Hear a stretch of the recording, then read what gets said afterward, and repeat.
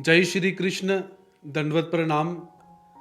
आज हम सब यहाँ पर बात करेंगे हमारे हिंदुओं के नए साल की। नया साल 1 जनवरी को और 31 दिसंबर की रात को हम बहुत ही खुशी से मनाते हैं। नया साल चढ़ गया, नया साल चढ़ गया, एक दूसरे को बधाइयाँ देते हैं, happy new year, happy new year, happy new year. किंतु हम सब ये भूल जाते हैं कि नया साल जो हमारा हिंदुओं का है वो चैत्र शुक्ल की प्रतिपदा को शुरू हो जाता है। हम भूल जाते हैं कि हम पाश्चात्य संस्कृति का अनुसरण करते करते अपनी संस्कृति को पीछे छोड़ते हुए चले जा रहे हैं। हिंदू होने का गौरव तो हम अनुभव करते हैं, किंतु हिंदुओं की परंपराओं को, हिंदुओं की संस्कृति को, सभ्यता को हम सब भूल चुके हुए हैं। खैर, कोई बात नहीं, जब जागो तब सवेरा।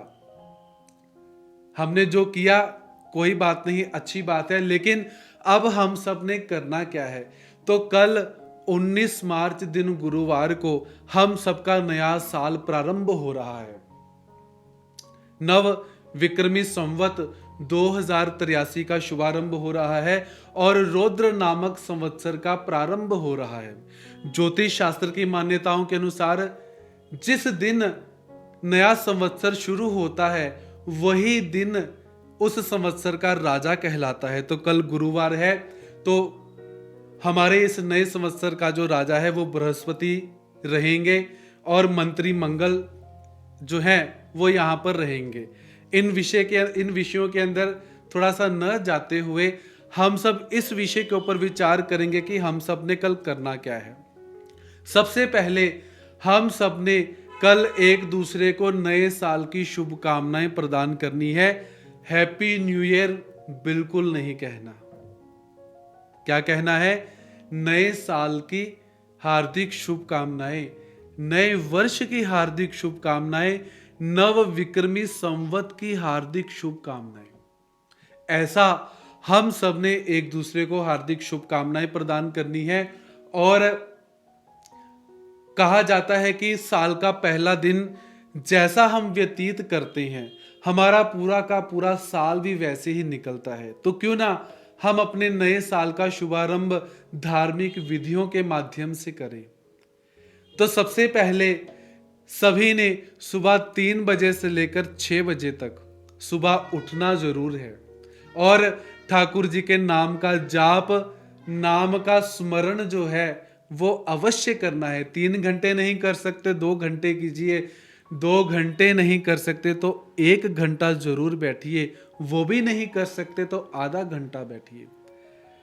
अगर वो भी मुश्किल है तो 10 मिनट के लिए ठाकुर जी के श्री चरणों में हाजिरी अवश्य लगाइए। उसके पश्चात स्नान ध्यान कीजिए। अपने नए वस्त्र धारण करके आप जहां जहां पर बैठकर भी मुझे श्रवण कर रहे हैं, जिस किसी भी देश विदेश के अंदर आप सुन रहे हैं मुझे बैठकर, तो आपके पास जितने मंदिर हैं, आपके जो श्री गुरु जी हैं उनके पास जाइए। जाकर सबसे पहले ठाकुर जी को विड़ा समर्पित करिए और ठाकुर जी का आशीर्वाद लीजिए। फिर अपने श्री गुरु जी को जाकर विड़ा समर्पित कीजिए और अपने श्री गुरु जी के मुख से नए वर्ष का जो संवत है उसका श्रवण करके शुभ कामनाएं अपने आप को प्रदान करवाइए। गुरु जी से आशीर्वाद लीजिए कि आने वाला जो समय है हमारा अच्छी तरह जाए। आप अपने मुख से अच्छे वाक निकालकर, शब्द निकालकर हमें आशीर्वाद दें। इसी के साथ महाराष्ट्र के अंदर गुड़ी पाड़वा कहा जाता है और उसके अंदर डंडे के ऊपर एक साड़ी के ऊपर जो तांबे का कलश रहता है उसको उल्टा करके रखा जाता है, पत्ते लगाए जाते हैं, फूलहार लगाए जाते हैं और उस गुड़ी को अपने घरों में लगाया जाता है। अगर आप ये भी कर सकते हैं तो सोने पर सुहागा। तो ऐसा नया साल जो कल प्रारंभ होने जा रहा है, तो इस नए साल को हम बहुत ही अच्छी तरह से मनाएं, प्रसन्नता से मनाएं, खुश होकर मनाएं। 1 जनवरी 2026 हमारा नया साल नहीं है, वो अंग्रेजों के द्वारा बनाया हुआ कैलेंडर है।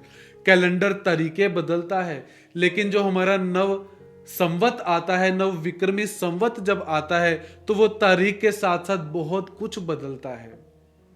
तो हम सब ने भगवान जी से भी आशीर्वाद प्राप्त करना है और अपने गुरुजनों से भी आशीर्वाद प्राप्त करना है। तो हम अपेक्षा करते हैं कि कल का दिन जितने हिंदू भाई बांधव हैं, कल का दिन इतने उत्साह के साथ मनाएंगे और वो उत्साह मुझे देखने को प्राप्त होगा कि हाँ, अच्छी तरह से हमने नया साल को मनाया है।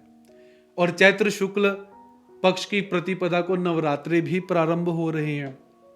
तो हम सब जय कृष्णी भाई बांधव, नवरात्रों की जो विधि है, नवरात्रों के अंदर जो हम सब परहेज करते हैं, बाहर का कुछ भी नहीं खाते हैं, जैसे हम सब के गुरुजनों ने हमें बताया हुआ है, तो हम सब ने नवरात्रों का भी पूरा का पूरा पालन करना है, नवरात्रों का भी परहेज करना है।